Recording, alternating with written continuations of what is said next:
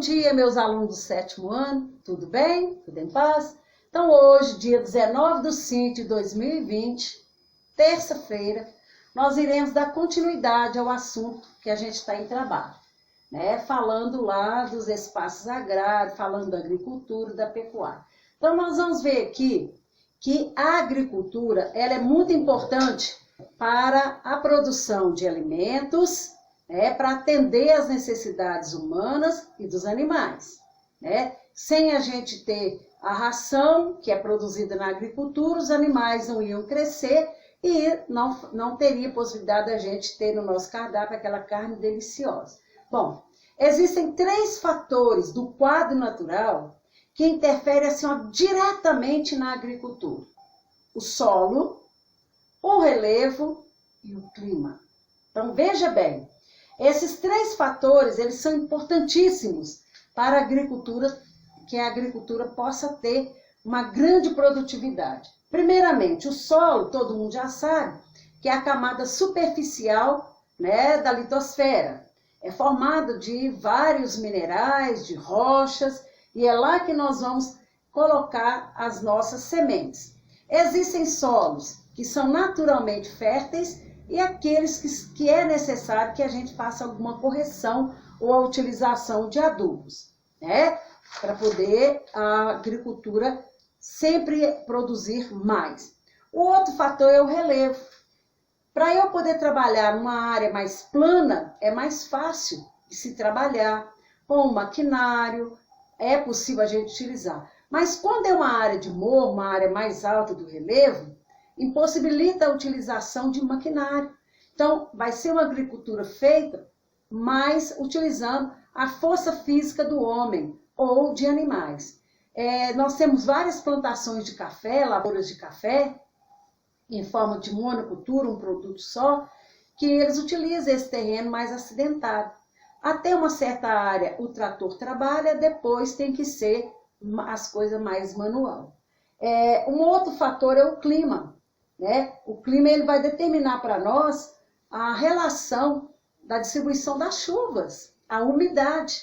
Então, é necessário que tenha a agricultura desenvolver bem uma certa umidade natural. É claro que o homem hoje já utiliza a irrigação, né? Mas esse clima com uma certa umidade ou a distribuição certa das chuvas impede que alague o terreno, né, que a lavoura se perca quando chove muito. A gente já viu vários casos. A colheita da soja está na hora lá no sul do Brasil, veio uma chuva fora de época e inundou tudo e não teve como eles colherem soja, feijão. Aí que vai dar aquele tchan no mercado. A falta da oferta vai encarecer o produto, né? Então, nós não vamos ter oferta, nós não vamos ter aquele produto. Então, vai encarecer o produto. Bom, hoje a gente tem várias técnicas agrícolas que são utilizadas para que o homem possa vencer esse limite natural aí no relevo, né? Então, a gente vai ter aí áreas que até há um tempo atrás seria impossível do homem cultivar, mas que o homem, através de algumas técnicas, ele conseguiu fazer o aproveitamento. Se, por exemplo, é uma área de morro, o homem trabalha com curva de nível, fazendo essas curvas aqui. Então, quando chove, a água não vai lavar a plantação. Vai ter aqueles sulcos, aqueles, né, cordões de isolamento, a enxurrada vai passar e não vai carregar toda a plantação. Uma outra coisa importante que vai falar é a aclimatação. Alguns produtos, né, algumas espécies agrícolas, até então elas não produziam em alguns lugares. Eu vou dar um exemplo nosso aqui. Até um tempo atrás, a maçã que nós comíamos, ou ela era importada da Argentina ou de outro país onde tinha maior quantidade de frio. Porque a macieira, que é o pé da maçã, ela exige uma quantidade X de frio, né, para ela produzir bem. Mas eles conseguiram aclimatar, né, transformar, adaptar algumas espécies ao nosso clima. A maçã gala, a Fuji, são maçãs que são produzidas aqui no território brasileiro. E, venhamos, muito mais saborosa do que a maçã argentina. A maçã argentina, ela é apresentável, aquela maçã grande, bonita, aquela maçã da Branca de Neve, tá, gente? Mas a maçã Fuji e a maçã Gala, elas são menores, mas elas são mais suculentas, tem mais caldo, mais paladar. Uma outra coisa também que foi adaptada aqui no nosso território é a uva. Até um tempo atrás, a uva só produzia em lugar que tivesse uma quantia X de frio, né? Tantas horas de frio no ano. Hoje não. Hoje se produz uva lá no sertão do Nordeste. As margens do Rio São Francisco produz uma uva de excelente qualidade. E outra coisa, aqui no nosso município de Igarapé, já está produzindo uva e de excelente qualidade, tá? E em São Joaquim de Bicas, morango, que até então era só em lugar frio. Quer dizer, o homem vai modernizando, ele vai aprimorando as culturas e ela vai adaptando ao clima. Isso aí chama aclimatação.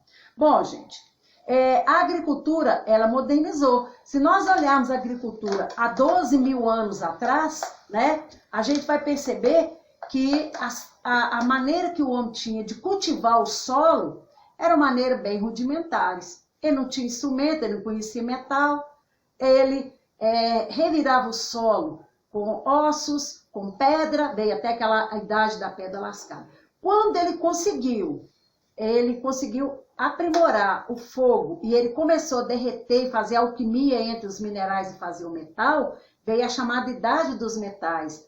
Então o homem conseguiu fazer ferramentas para ele utilizar a agricultura. Hoje nós temos maquinário e cada um mais moderno do que o outro. Hoje uma máquina pode preparar o solo, ela pode plantar, ela pode colher. E já vai colhendo, já vai saindo já sem a palha, né? E já pronta para poder ensacar e já levar para o mercado de consumo, né? Para poder vender. A estrutura fundiária é como a gente tem de dividir o território, né, em partes. Infelizmente, nem todas as pessoas aqui no território brasileiro têm acesso a uma área para se poder cultivar. Então, essa imagem que está aqui, ó, né, nos retirantes, essa imagem aqui, está mostrando para nós o homem saindo da área do campo, né, para poder migrar. Ele está fazendo a migração para poder buscar expectativa de vidas melhores em outros lugares. E vocês podem ver, estão saindo da área do semiárido do Nordeste, porque eles foram, né, expulsos pelo fenômeno da seca, e está à procura de uma área para ele poder fazer, nem que for agricultura familiar. Só que, infelizmente, a questão fundiária aqui no Brasil é uma questão assim que nem todas as famílias têm acesso a um modo de terra, a uma parte de terra. Então, eles criaram até a chamada reforma agrária.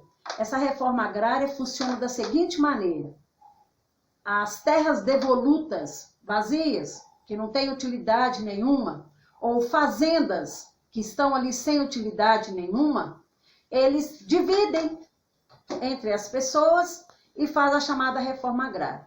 A pessoa não vai recebendo de imediato a escritura, né? Demora-se um tempo.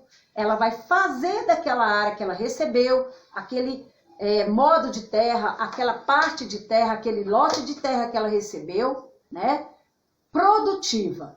Aí, passado algum tempo, eles vão fazer um censo, né, um censo agrícola naquela área e ver o que foi produzido. Então, nós temos lá no Rio de Janeiro uma área que ela é predominantemente uma área que foi de reforma agrária, né? E uma área mais na área metropolitana do Rio. E eles conseguem produzir alimentos e abastecer toda a área metropolitana do Rio de Janeiro. A mesma coisa acontece aqui na nossa região, na grande BH. Nós temos áreas, né, que conseguem abastecer as cidades de todo o colar que a gente chama metropolitano, através da agricultura. Então, isso que é a reforma agrária, é tirar de quem não está aproveitando e doar para outras pessoas para fazer o uso adequado. Bom, gente, a agricultura, ela pode produzir produtos orgânicos e produtos convencionais. Orgânicos são aqueles produtos que não utilizam veneno, nem adubo, né? Utiliza o esterco animal, folhas, não usa veneno nenhum para poder combater praga, certo? E sementes crioulas. O que são sementes crioulas? Sementes antigas, sementes que não foram modificadas geneticamente em laboratório. A agricultura convencional já é aquela onde eles utilizam, né, veneno, adubo, né? Eles têm que pulverizar não sei quantas vezes, vem uma praga, eles têm que bater lá um pesticida, e muitas das vezes a gente compra o produto, ele já está um produto contaminado, né? Um excesso muito grande de veneno, de química nele, né? Então a gente sabe disso, e o produto orgânico, ele é mais caro, por isso que nem todas as pessoas têm acesso a ele, tá certo? Bom, vocês vão pegar para mim as páginas 19, essa aí vai ficar de dever de casa, vocês vão fazer uma pesquisa para mim sobre os produtos sugeridos aqui. Quanto que custa uma cabeça de alface orgânica e uma cabeça de alface convencional? Nós já sabemos a diferença entre orgânico e convencional, né? Batata, 1 quilo de batata, batatinha inglesa, quanto que é a orgânica e quanto que é a convencional? Deixando bem claro, todo produto orgânico, ele é menor, porque ele não cresce muito. Por exemplo, folhas menores, tubérculos, batatas menores, né? Agora, o quilo de cebola, o quilo de tomate. Você vai fazer uma pesquisa para a gente estar comentando isso semana que vem na nossa próxima aula. Agora, lá na página 20, nós vamos fazer juntos aí agora essa hora de estudo. Pegue o seu livro didático, abra-o na página 20, por gentileza. A agricultura patronal se desenvolve em várias regiões brasileiras, principalmente no centro-oeste, sudeste e sul. As grandes lavouras de soja, de milho, de arroz, de feijão, tá certo? Aqui no Brasil nós cultivamos até trigo, na área mais fria, na área que nós chamamos de temperada do sul, né? Que está ao sul do Trópico de Capricórnio, onde tem mais umidade natural. Então nós vamos colocar V para as verdadeiras e F para as falsas, tá certo? A principal característica da agricultura patronal é o grande investimento de capital e tecnologia. Verdade. O segundo parêntese. Boa parte do que se produz na agricultura patronal é destinado à exportação. Sim, nós falamos. A que mais abastece a nossa mesa no nosso cotidiano é a agricultura familiar. A patronal é para atender o mercado externo, visa o lucro.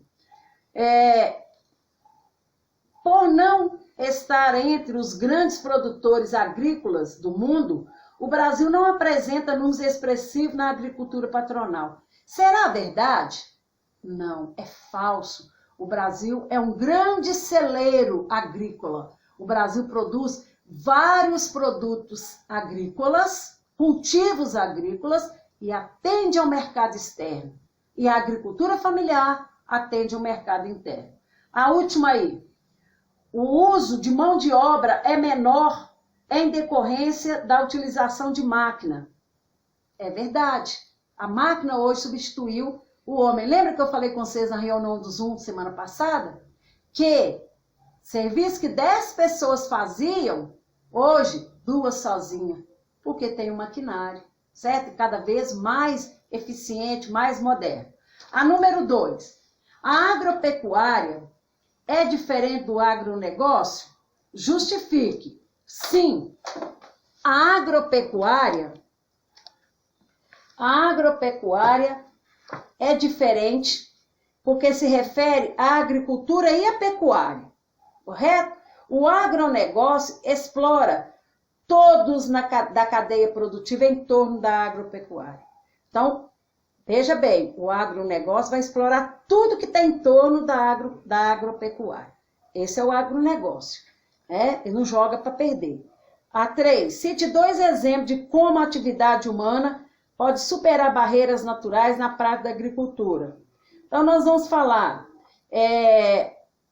as curvas de nível, né? A maneira que a gente tem de tratar o solo, né? De ver o que o solo precisa, porque hoje, gente, colhe-se a amostra de solo e leva para fazer análise em laboratório, para ver qual a deficiência que aquele solo tem. Número 4. Como a reforma agrária pode contribuir para a economia do país? A redistribuição de terras, como eu falei com vocês, terras devolutas, vazias, sem utilidade, sem utilização. Está lá vazia, não é chegar numa fazenda produtiva, invadir e falar esse pedaço aqui é meu. Não é assim não. É tudo dentro da lei. Então vai ajudar que tenha uma estrutura fundiária menos desigual. A número 5. Como são produzidos alimentos geneticamente modificados? Então eles são levados para o laboratório, eles são modificados, né? A genética dele é modificada e ele vai produzir em menos tempo. É o que nós chamamos de precoce. Cite 2 problemas ambientais que podem ocorrer nas áreas rurais. Vai ser o uso do agrotóxico, envenenamento de nascentes de água, isso aí é muito sério, né? E o assoreamento dos rios. Então, veja bem, assoreamento é o rio ser coberto por minerais, né? O rio vai perdendo a profundidade. Qualquer chuvinha que dá, ele sai do leito. O envenenamento do solo ou da água, do lençol freático e a erosão. Então, daqui a pouco eu chamo vocês lá no Zoom, tá? Tchau, fiquem com Deus.